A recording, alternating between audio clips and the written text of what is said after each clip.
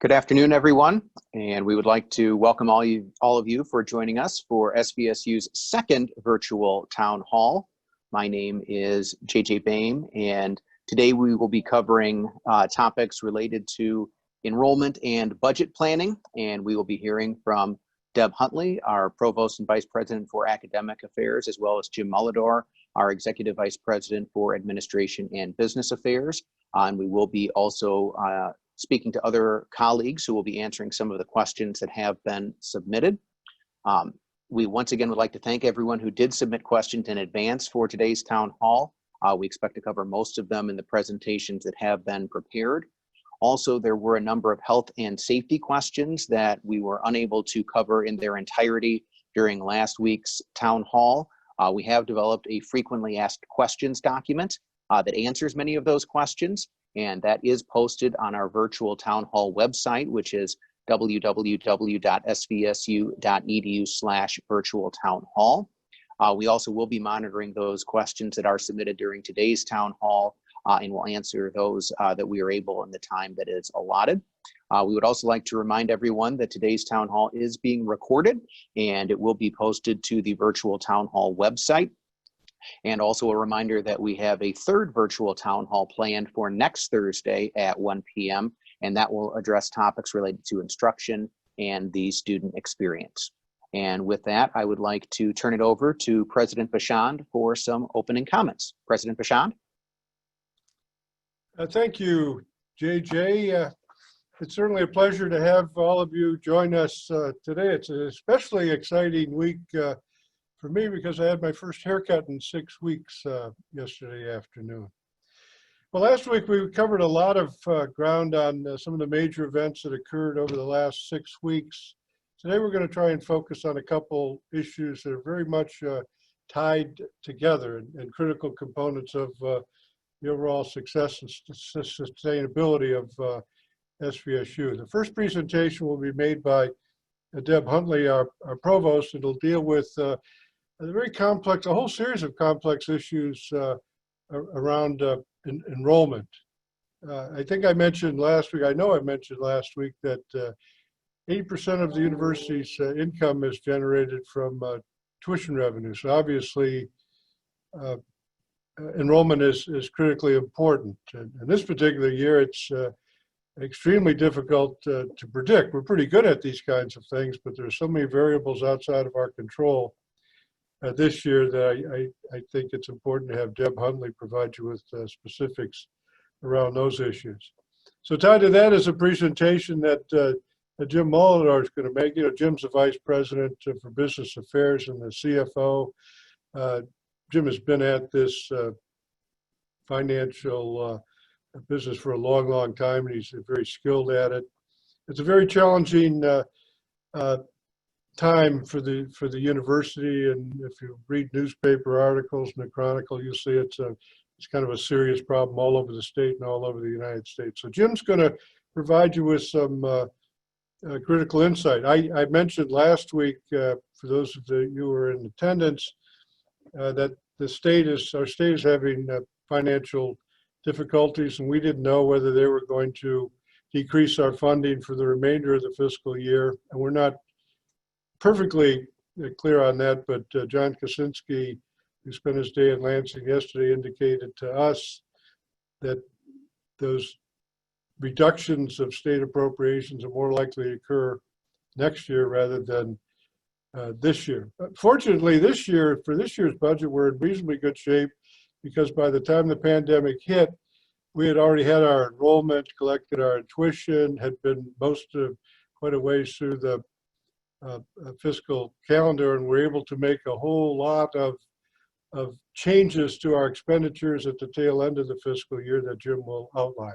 So without further ado, again, let me thank you for joining us today, and certainly to all of our employees. We miss having you here and look forward to your return very soon. So Dr. Deborah Huntley.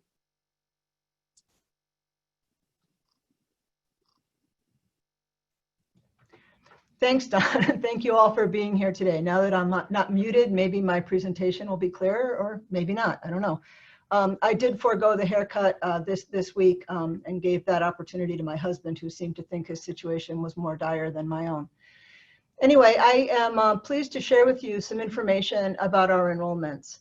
I think everyone on this campus is well aware of the significance and the importance of enrollments. It's been an ongoing theme of presentations every single year. The President's Welcome Back, the State of the University, most academic affairs meetings include some kind of an enrollment update.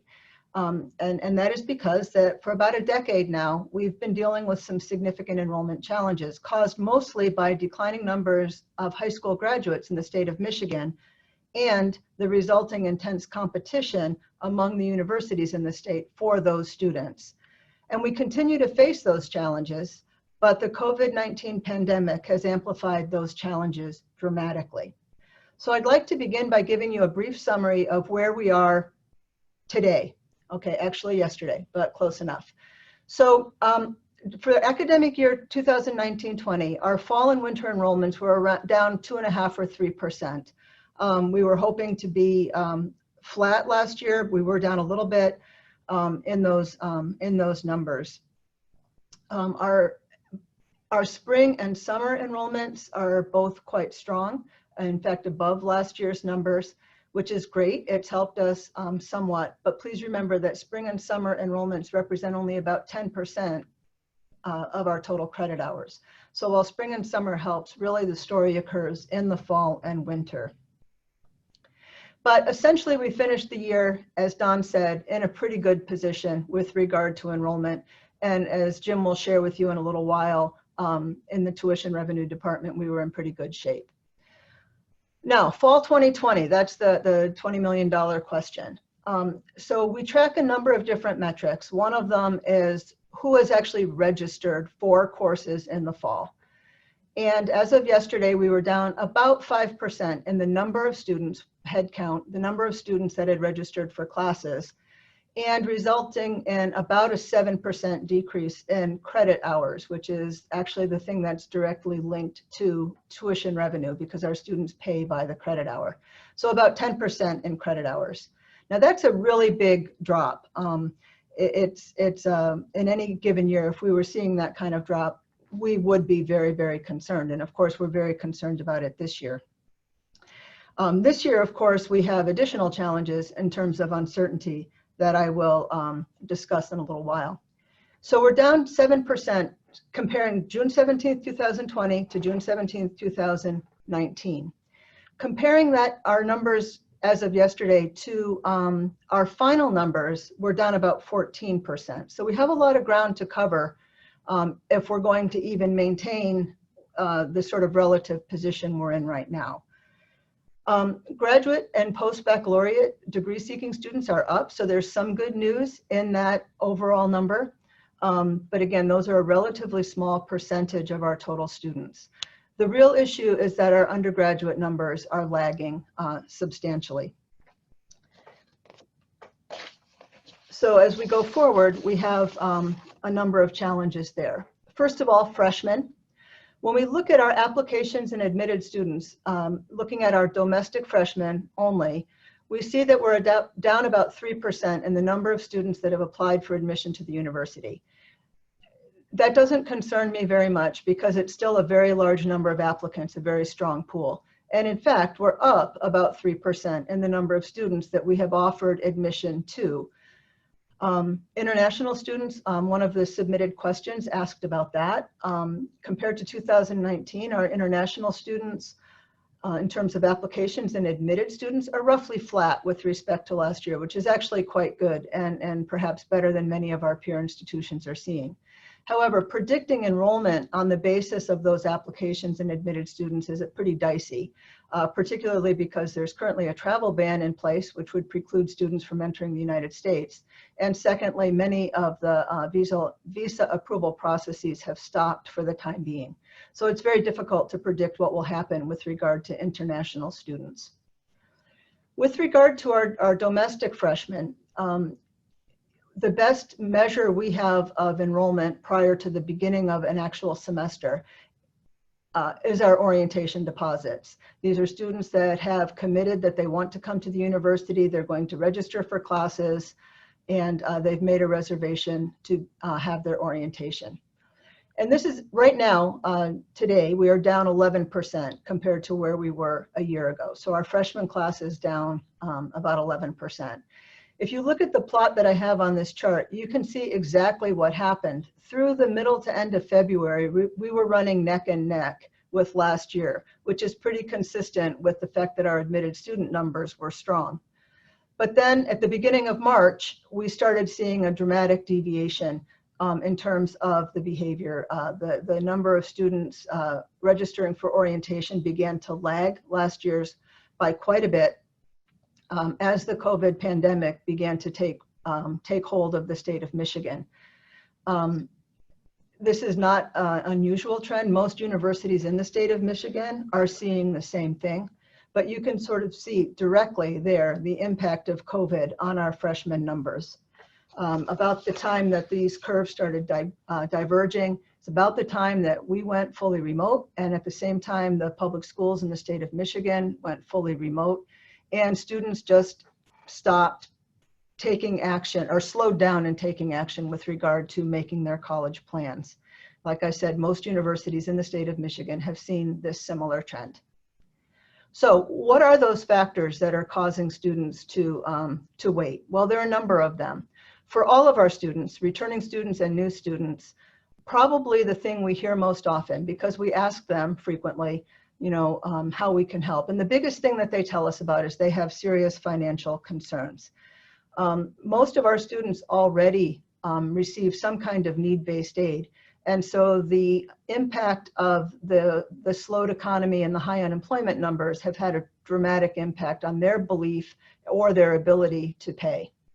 So finances are a huge problem. Other problems are that, students, had this abrupt transition to online education in the middle of March.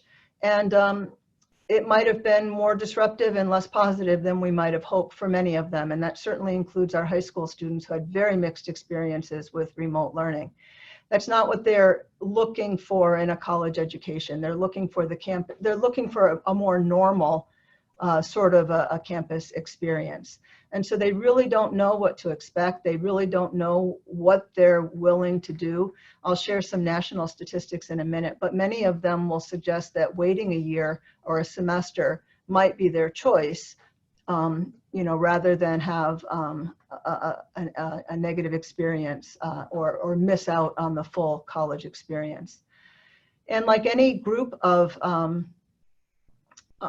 people these days, some are asking, or they are asking the questions, how are you going to minimize our risk on campus? They want to know what the classrooms are going to be like. They want to know what their experiences are going to be like to help maintain their safety and health as well. And that's perfectly normal. I think many people are asking that question.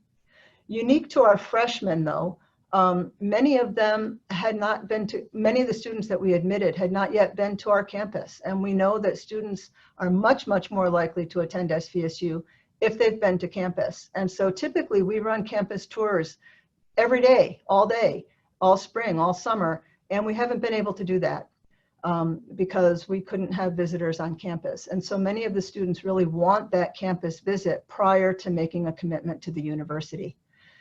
In the spring, our admissions reps go back out to the high schools. They go out in fall and do the primary recruiting, but they go back in the spring to kind of help students and nudge them along to get them to enroll at SVSU.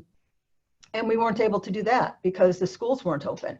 So that was another opportunity that we were unable to seize in order to help our students enroll. And like I said, they had significant senior year disruptions. For instance, there are no SAT retakes after the COVID pandemic took hold. Some of them wanted to retake their SATs to try and improve their scholarships or whatever, and they couldn't do that. Like I said, they had mixed experiences with remote learning. They missed a lot of co-curricular experiences and are looking to, in the college experience, have those kinds of opportunities. So there are a lot of factors that are influencing the decisions that our students are making. Like I said, this is not SVSU. This is a nationwide phenomenon, and anybody that reads the Chronicle of Higher Education or Inside Higher Ed or the local news or the national news, I'm sure you've seen headlines like the ones we have here about all of the different things that are happening. You know, people being very concerned that international student numbers are going to be very low. There have been reports that nationwide they expect to see college enrollments decline by as much as 20% this year for many of the reasons that I just mentioned.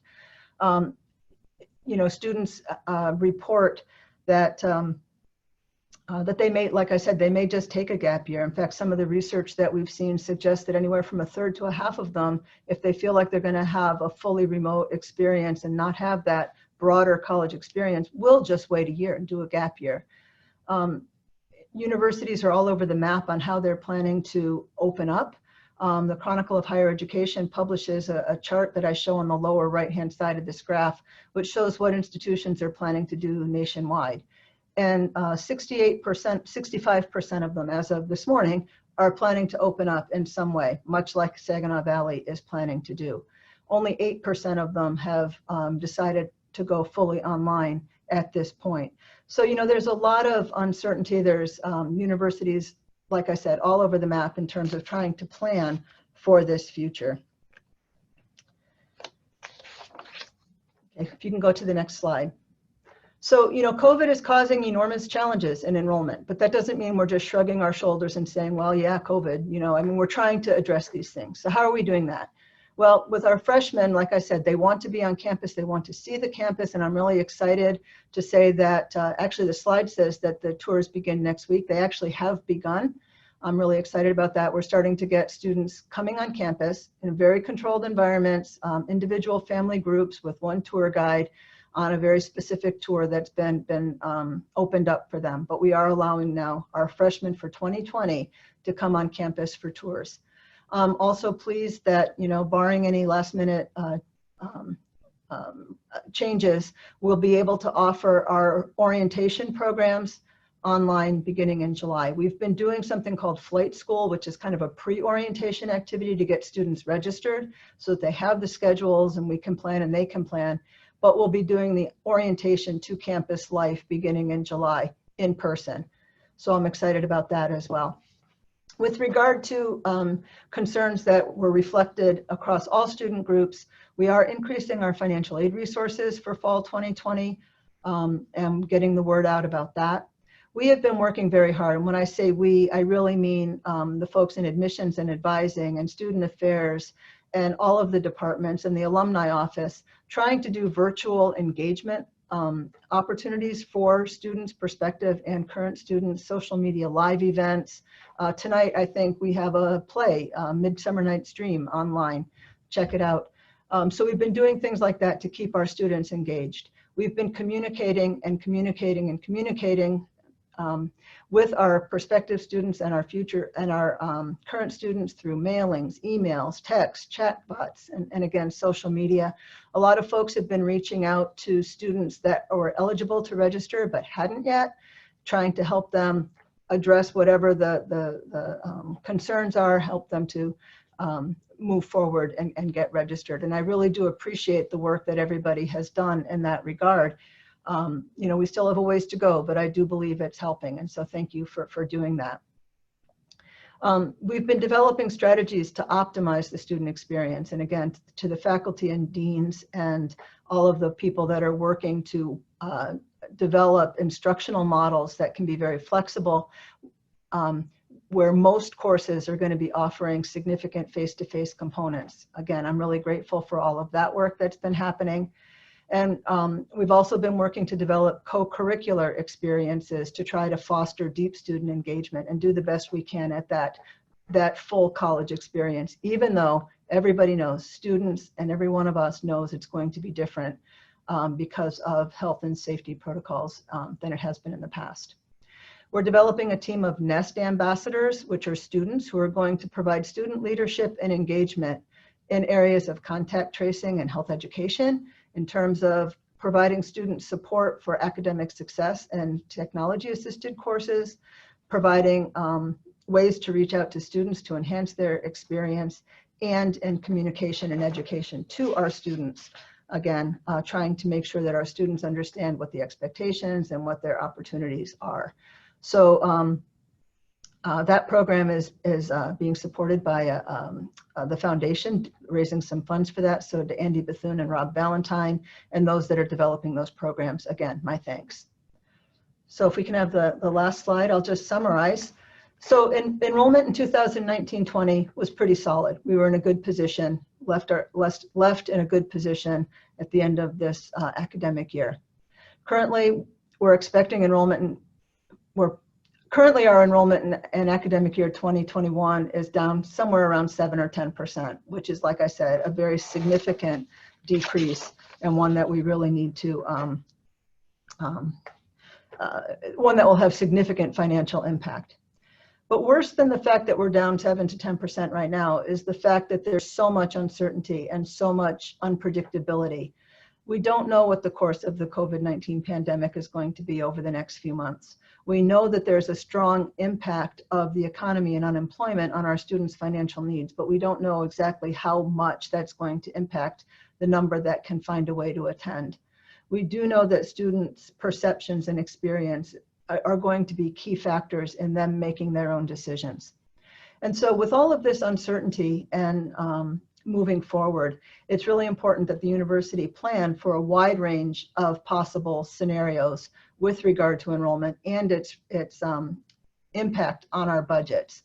And so Jim Ulador and his team have been working very, very hard to look at a wide range of possible scenarios and what that might mean for the university. So I will now turn this over to Jim, Executive Vice President for Administration and Business Affairs. So thank you. Thank you, Deb.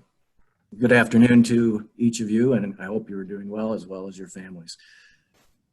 Before I discuss specifically financial planning for SVSU, I would like to make a couple of broader comments as related to higher education funding in general. The economic model that tends to be prevalent in higher education has been under criticism fairly significantly over the past several years, even prior to COVID, in particular as related to long-term financial stability of institutions. SVSU is not unique in that regard. Don referred earlier to the fact that other institutions obviously are experiencing much of the same issues that we are. One thing, however, that I believe COVID has brought to the forefront in particular is a rather stark exposure of some weakness in terms of how our institutions are funded.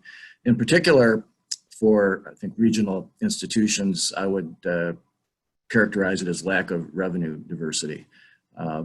Others also have commented on high fixed operating costs, and I think in the case of SVSU, we certainly have fixed operating costs, but as most of you are aware, I think we have managed that fairly well over the years. So the revenue diversity is a significant issue, and that'll be prevalent in the discussion today in terms of our budget. Many of you have heard this before, but when you go back to the 1990s, 75% of SVSU's budget was funded by state appropriation. Today, that is down to 22%. So I often describe SVSU as a private-like institution. And I think that underscores very well the comments that Deb Huntley just made in terms of the importance of enrollment to the future stability of SVSU. Also, I would like to comment and have you keep in mind that we started an enrollment decline back in the fall of 2011 and have had a gradual fall off each year since. What we have done during that period of time in terms of balancing our budget in no way compares to the issue that we are faced with today, as well as probably the next several years as we work our way through this pandemic issue. We have implemented many actions to reduce operating costs, energy costs, debt service, process improvement. Our operating costs on a per student basis are the lowest of the public universities in Michigan. But despite all that, we are faced today with rather significant challenge. If we could go to the next slide, Jason, please. I'm not intending to give you a accounting 101 lesson here, but just very briefly, our conversation will focus primarily on the University General Fund. However, there are other funds that are integral to the operation of the institution. There's interrelationship between the funds. Just briefly, the General Fund is the main operating fund for the institution, where we account for revenues from tuition and fees, state appropriation, and related expenses for instruction and administration and so forth. Auxiliary operations are self-supporting functions such as campus dining, housing, bookstore, parking lot, conferencing activities, and so forth. Capital and deferred maintenance is a separate fund that we use to manage 2.7 million square feet of space, valued at over $650 million. These are assets that obviously serve all university functions. And the SVSU Foundation is a separate entity from the institution. It has its own board of control. But I would note that the resources of the foundation are primarily restricted by donor intent, although there is a small portion that is unrestricted, and I will comment on that later. Don mentioned that fiscal year 2020, which is about to end here in about a week and a half, is in fairly good shape. We abruptly moved from a campus-based operation in mid-March, but at that point in time, for the most part, we had secured revenue at the level we had budgeted.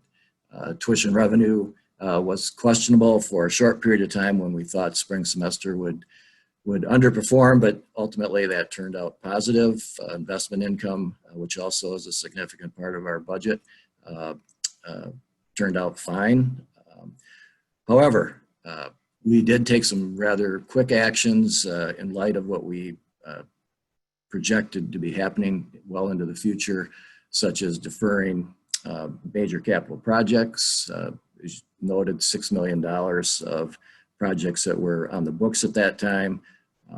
In addition to that, we're currently reviewing future projects. Normally we spend $3 to $5 million per year just on general maintenance throughout campus. We have $15 to $20 million of auxiliary projects that are scheduled over the next 3 to 5 years that are under review. We were hoping to renovate Brown Hall, which would be another $8 million in terms of the university's share of that project, which at the current time is on hold.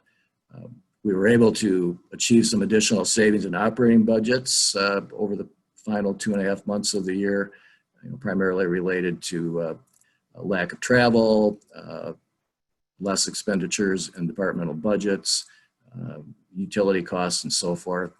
In addition, we also have achieved $1.2 million of compensation savings, and we thank our staff who went on voluntary leave, voluntary furlough during this period, as well as staff who entered into voluntary salary adjustments. Additionally, our endowment, and I mentioned the foundation earlier, initially suffered a $20 million loss near the end of March. And that's significant in the sense that the endowment earnings do support university functions such as programs and in particular scholarships. Fortunately, the markets have improved and we've recouped most of that loss at this time. So fiscal year 2021, the year ahead of us. Much of this has been mentioned in terms of Don's comments and Deb's comments. We do not know, obviously, what the duration of the pandemic is and what that impact will be on enrollment as we go forward. And as Deb mentioned, even prior to the pandemic, we were dealing with the declining high school graduation rates. Also, in terms of the state of Michigan, again, a major question mark. We do know that the state budget is also experiencing significant difficulties, and that will ultimately impact support for higher education. So we are assuming at this point in time that our tuition levels will remain the same for the upcoming fiscal year. There are 4 or 5 other Michigan universities that have also taken that action at this point in time. Our credit hours in terms of budget planning have been estimated to be reduced by 10%, although we have several models that I'll share with you in a moment. State appropriations, although as Don said, it appears unlikely that we would have an executive order reduction in the current fiscal year. It's still possible, but even if it does not happen, we're estimating that overall there will be a 20 to 30% reduction in state support. So if we don't have 10% in the current year and 10% in fiscal year 21, it's likely we would have 20% in the next year. So we're going to end up in the same spot, most likely. Student financial aid, just to comment briefly and follow up on Deb's remarks, we have significantly increased university support for financial aid over the past 3 years. Currently, 19% of our general fund budget is allocated to student financial aid, and that's up from 13% just 3 years ago. So again, a very, very large increase based upon the need that we perceive or actually know that our students and families have at this point in time. The operating costs, again, we're doing everything possible to mitigate cost increases, but we do have additional expenses, in particular related to the COVID issue, technology costs, PPE, medical consultation, and even probably additional energy costs related to air exchange in our buildings that we'll be addressing. And then staffing level adjustments, unfortunately, we're going to need to look at the level of staffing relative to the size of the institution. And currently, both Deb, Don, and myself are reviewing staffing for each of our respective divisions. Long-term budget planning. The model that we are working on is a multi-year approach. The magnitude of what we're projecting to be our imbalance is such that I do not believe it is feasible, reasonable, or rational to address in one particular year. I think the impact on the institution would be perhaps devastating.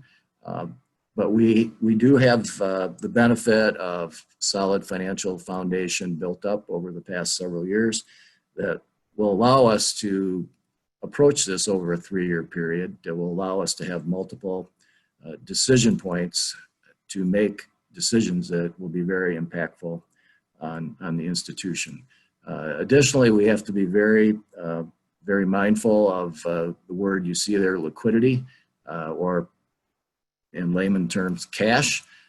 We certainly want to at all times have the ability to meet payroll, to make debt service, to avoid the need to engage in costly borrowing on behalf of the institution to meet what would be daily needs. But again, this is not going to be a short-term solution for sure. Both Don, Deb, and myself are very well aware that we have no knowledge ultimately of when the pandemic will be over. So we are expecting this to be a multi-year issue that we will be dealing with. This plan, as I mentioned, is a 3-year plan. Why 3 years? No particular reason. Could be 4, could be 2. Hopefully it might be 2.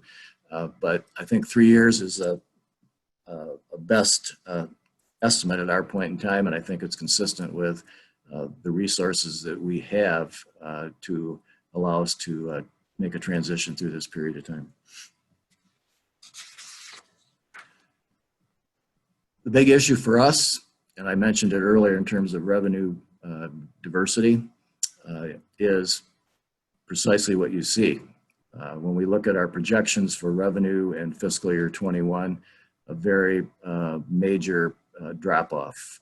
Far right-hand bar indicates we expect a $14 million plus decline in our revenues, primarily driven by a fall off in tuition and fees of $10.4 million based upon a freeze in tuition, an elimination of online fee, and 10% credit hour decline, as well as some recognition of fewer international students.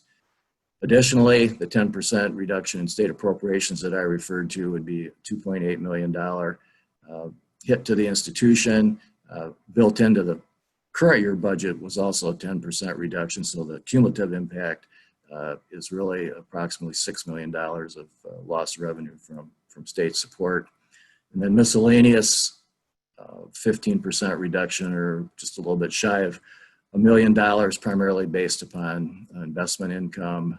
As you're well aware, in today's market, interest rates are close to zero, and that's a fairly dramatic change from what we were earning on our working capital or short-term investments just 6 to 9 months ago. What this brings us to then, with this $14.1 million reduction in revenue, in addition to what would be a normal expenditure-based roll-up of 2.5%, or a little over $3 million, is a projected deficit of $17.3 million. This is a level of deficit that SVSU has never faced in its history. And I can tell you that throughout the years of SVSU, we have never had an imbalanced budget. This is obviously a very unique time.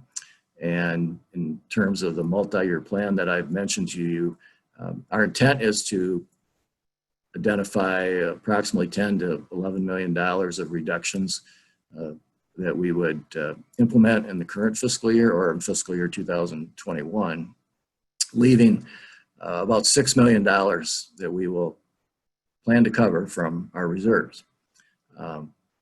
We expect a slight improvement in our budget and enrollment in the succeeding 2 fiscal years. However, anticipating continued deficit in fiscal year 22, nowhere near the extreme number that you see here, but again, requiring some use of reserves. So over the next 3 years, we will use some reserves to balance our budget. However, I would point out that the use of reserves does not eliminate the responsibility that we have to make appropriate adjustments to our base expenditures. Otherwise, we're just perpetuating a budget imbalance well into the future, and that is something that I think is not a wise move on our part. Far right-hand bar indicates kind of an extreme budget if we were to transition to total online in the fall. In other words, no physical on campus, no auxiliary operations, no residence hall operations, and so forth. And we're estimating that that might result in about a 15% decline in credit hours. It could be 20%, it could be 12.5, but for sake of discussion, 15% decline, which would present us with a $21 million deficit, as well as another $9 million deficit from our auxiliary operations. So in total, $30 million imbalance that would require our attention. Far left-hand side is more consistent with what Deb described in terms of current enrollment numbers, 7.5% student credit hours, which would result in an imbalance of 15.9%. Regardless, 7.5% and the 10% model require budget action on our part to lessen those imbalances to the greatest extent possible and put us in a position that over a 3-year period we would be back to a balanced budget position. And then finally, a timeline. Normally, our governor presents an executive budget in the month of February. And from February into usually late May or June, the governor and the legislative bodies agree upon funding for higher education, and the university budget cycle normally is consistent with that. Normally, there's nothing normal, of course, today, but normally we would be presenting a budget to our board in June. This year, we're presenting a continuation budget to the board given that it will probably be mid-July, late August, perhaps even early September, before we're in a position to make decisions based upon information that is more usable or more accurate relative to enrollment and perhaps state appropriation. However, the state fiscal year, as noted, does not end until September 30th. And this year, it is our understanding that it most likely will be late fall before the governor and the legislature agrees upon a budget for the state as well as higher education. So we will continue to have some uncertainty in that regard. But overall, it seems very likely that we will experience a reduction in our appropriation. The state of Michigan is dealing with a $3 billion imbalance in the current fiscal year and expecting another $3 billion plus in fiscal year 21. There is some hope perhaps that another CARES Act funding bill will provide some support to the state. That's far from certain at this particular time. But again, most likely SVSU will see some type of reduction in state support. So overall, the summary is obvious that we have very, very challenging times ahead of us, very significant financial issues to deal with. I think the most significant in the history of the institution, that would be an understatement. The budget deficit is large. We will not be able to deal with it all in 1 year. However, given our financial profile, we have the ability to deal with this over a multi-year period of time. And as I've said earlier, more importantly, multiple decision points. So we're not forced to make some of these rather difficult, onerous decisions today. We're certainly planning and prepared to make them at the appropriate time, but we're in a better position to make decisions that impact this institution and everyone that works here in a more appropriate time in the near future. And Deb and Don have both said it, and I'll say it also. There are so many unknowns here and so many things that change day to day that it makes this very, very complex to deal with. But we're doing our best. So that's my contribution to this. Well, thank you very much, Deb, Don, and Jim, for what you have shared with the campus community. We have received a few questions that have come in. One of them from Kathy Maycomber was about participants. I have been checking, and we do have somewhere between 260 and 270 of our colleagues who have been participating in this town hall.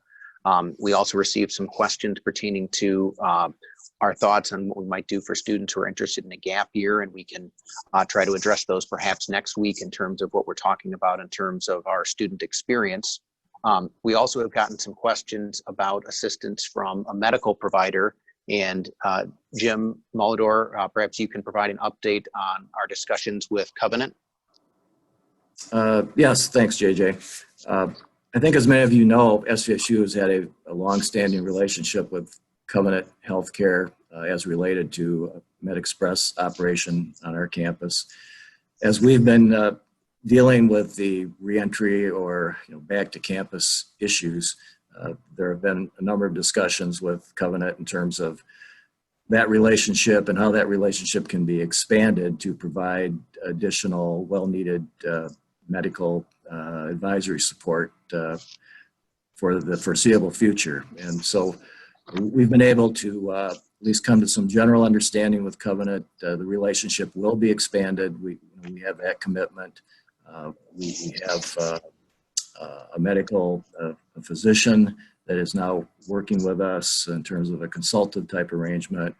And our discussions will continue in terms of an expansion of services, potentially along the lines of testing on our site, MedExpress site on campus, as well as some occupational health type services and perhaps some other services as we go forward. So I think it's very positive in terms of having that relationship with Covenant and their willingness to work with the university. And Rob Valentine, I know you're out there, so if you want to add something to those comments, please do.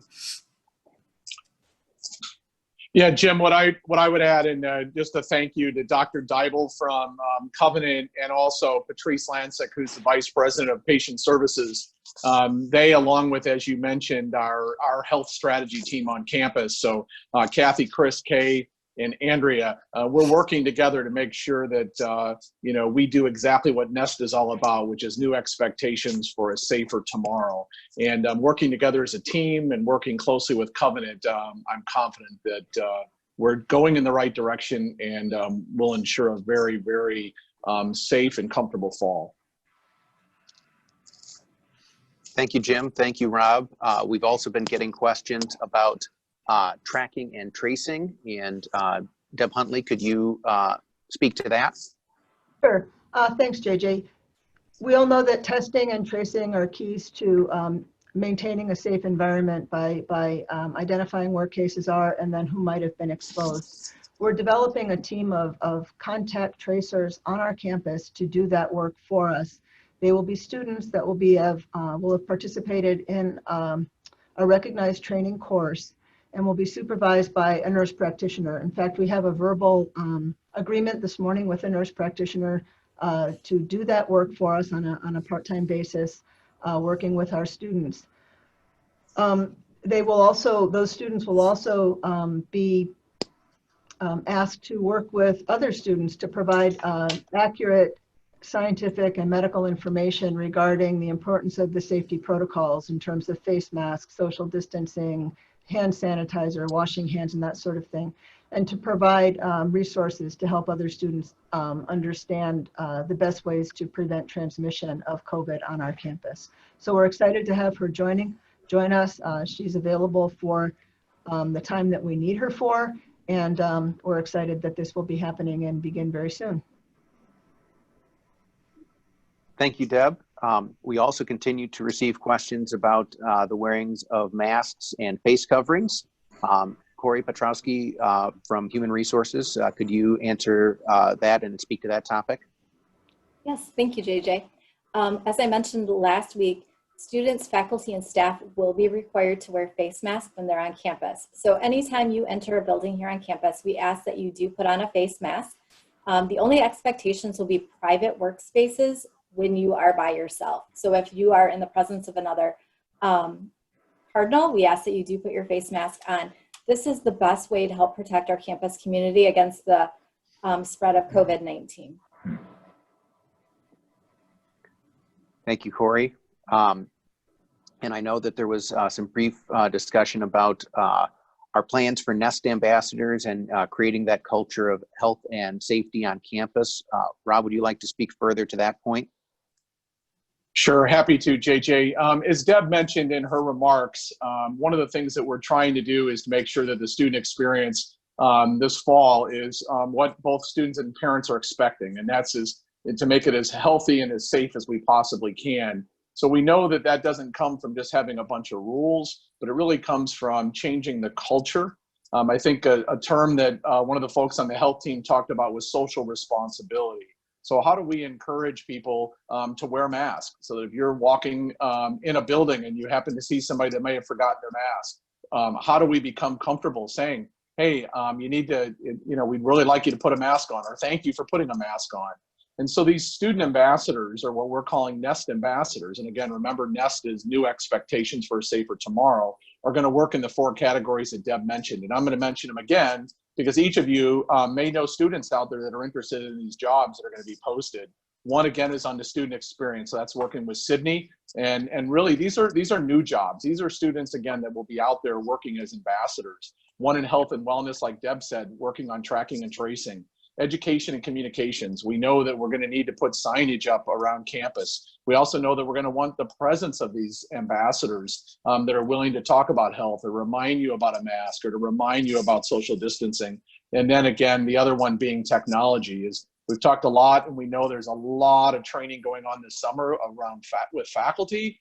We also know that there's training that's needed with our students as far as technologies. So those student ambassadors will be doing that as well. So again, a great shout out to Andy and the foundation team.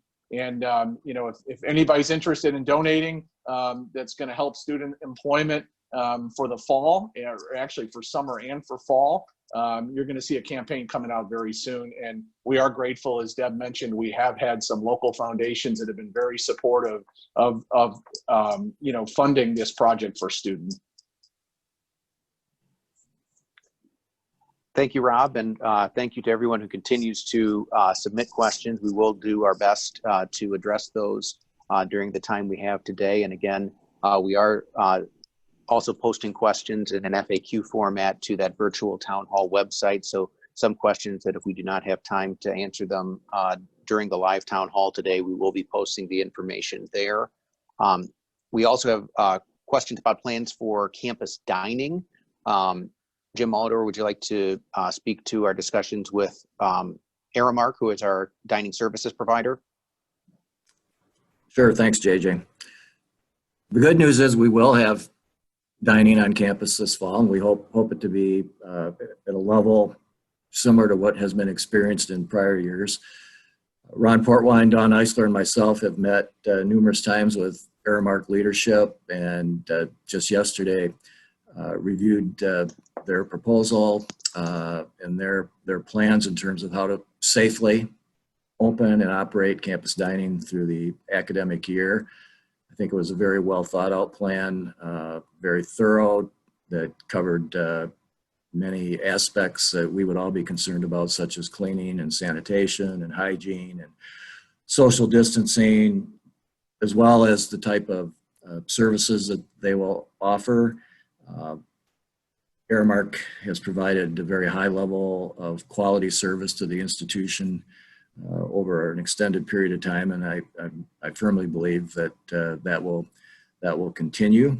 There will be a different look, of course, to how food is served or available to the campus, but I think it's something that we will all come to understand why and will accept. And we've also had some discussions with Aramark in terms of developing some type of program that may, you know, offer food service to staff in offices so that we can manage the level of density in some of our campus dining areas consistent with the type of things that we've talked about in our reentry group. Thank you, Jim. We also have been receiving questions about you know, what this might mean for our workforce and the possibilities for layoffs and things of that nature. President Bashand, would you like to speak to that? Sure, I'd be glad to. I think if you have carefully considered Deb's comments about enrollment and Jim's comments about the budget, today you'll conclude that one can conclude that we've got a serious financial situation we're dealing with. I mean, two things: we really value our employees and always have, and we've done everything we can to maintain our workforce at current levels through the last 4, 5, 6 years, where we've had consistent decline in enrollment. But this is not a decline in enrollment, JJ. This is an unprecedented combination of enrollment decline, interrupted funding from the state of Michigan, and an economic climate that does not serve students and their families very well. So what we're going to do here is we're going to make the decisions we need to make to maintain the viability and the existence of Saginaw Valley State University as an enterprise. And I can assure everyone who works here and everybody who's watching that our team is on this campus every day exploring every conceivable scenario and possibility and resource, state and federal resources to help us get over this particular challenge. But it's going to be a challenge that, you know, I've been here a long time. I've never seen anything like this. I've dealt with budget deficits for every year of my presidency. None of those challenges have ever approached the complexity and the size of this particular challenge. So it's going to take a lot of people to make this working. As soon as we know what, I think we made it pretty clear that enrollment's a key figure. So we get some enrollment numbers and whether the federal government's going to be of some assistance this fall. Those are going to be big high water points in our analysis of what our next moves are going to be.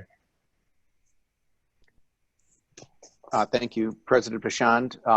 We have gotten some questions coming in that are specific to classrooms and how they might be set up in terms of either microphones or things of that nature. I would encourage you to please attend our next virtual town hall next Thursday at 1 o'clock. We will be dealing with issues pertaining to instruction and the student experience in that town hall.